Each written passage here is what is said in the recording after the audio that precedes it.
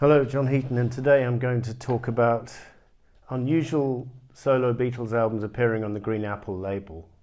So, growing up collecting solo Beatles records, there were several records which were on the green label, whichever country you went to, such as Mind Games, Walls and Bridges, Rock and Roll from John. Let me think. McCartney, Paul's first solo album. Boat Hoops of Blues, Sentimental Journey from Ringo. Those are the obvious ones. I grew up with Ram on the Capitol label, but then I found out at the time it had been released on Apple, so I picked up that. That's not that rare. And then over the years I picked up various goodies. The German pressing of Material World is very interestingly on the Apple label. Which I found pretty fascinating, and I have actually seen, I haven't seen it in the flesh as it were, but some of the German pressings of Dark Horse were on the Green Apple as well, so I'm trying to dig one copy of that out from somewhere on the internet. Greek copy of Goodnight Vienna is on the Green Apple as opposed to the Milky Way, so that's always been I was really happy when I found that in a local shop here in Hungary, actually. The Indian pressing of Bound on the Run is on the Green Apple, and I think I'm right in saying it's the only, well, I'm not going to say that it's the only country on the Green Apple. It certainly wasn't on the Green Apple in the US and Canada and UK, but in my research on this topic, I found out that many South American pressings from Argentina, Uruguay, Chile, Brazil often appeared on the Green Apple when the standard US, UK, Canada versions didn't. Also some pressings in Ireland and New Zealand, so you can find rare singles albums on the Green Apple from those territories. I've seen, what have I seen which is of interest, which I haven't picked up yet? Mary Had a Little Lamb, the 72 single from Wings. I've seen that on a Green Apple. I've seen Venus and Mars on a Green Apple.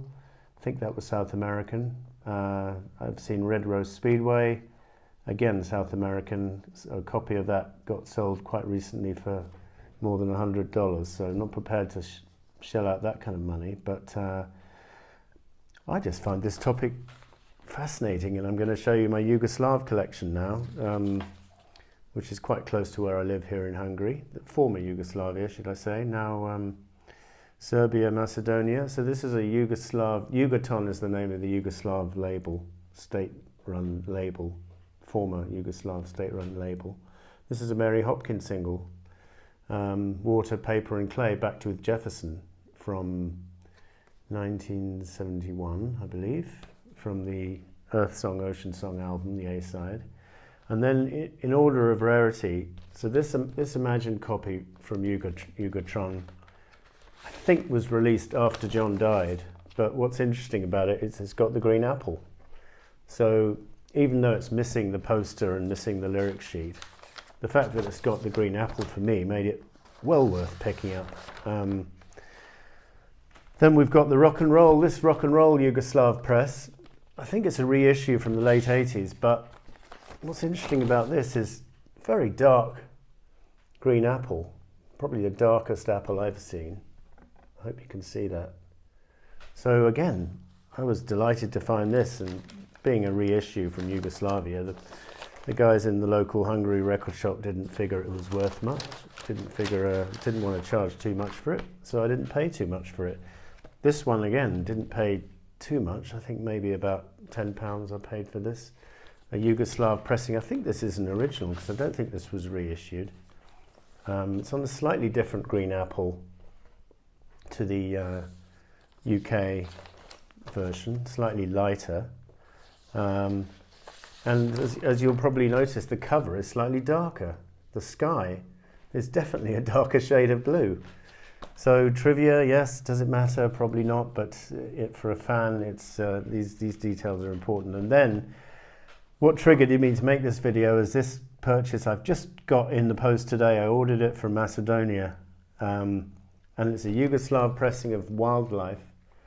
And I looked up Discogs, and they released two versions of Wildlife in Yugoslavia, one in 71, which is this one, and then one in 72. Now, the 72 one had the normal labels Paul and Linda on the record, but the 71 copy is on Apple, and it's hard to believe seeing Wildlife on the Apple label. To me, it just is great to see any solo Beatle album on Apple, because it means it's like a point of continuity with the group, and it kind of implies that relations weren't quite so bad, but of course they were at the time of Wildlife. They were probably at their worst between John and Paul, but so it's nice to see Ram and Wildlife on Apple, and the Imagine on Green Apple. So all things must pass, said George, but some things never change, and the Green Apple was one way, I think, of the solo Beatles to remain feeling part of the same family, if you like. Although they all rebelled in their own way. That John started off with a white apple and George started off with a green apple, and Ringo had a blue apple at one stage for a single, and the red apple for his last compilation album in '75. His last one, Free Am I, that is. Now, I also saw online, I don't have it, All Things Must Pass, double album from Yugoslavia, without the bonus disc of the Jam, without the third disc, which I think would be probably how it should have been released at the time, but probably without the poster it comes. And that's on the Green Apple. The guy online was charging quite a bit of money for that, so I haven't picked it up. I've also seen that the Dark Horse pressing, some German pressings of Dark Horse are on the Green Apple. So I'll be looking out for that, and I'll give you an update if I find anything more, but hope you found that interesting. It's a bit of a pet topic for me right now. Thank you for watching. See you next time.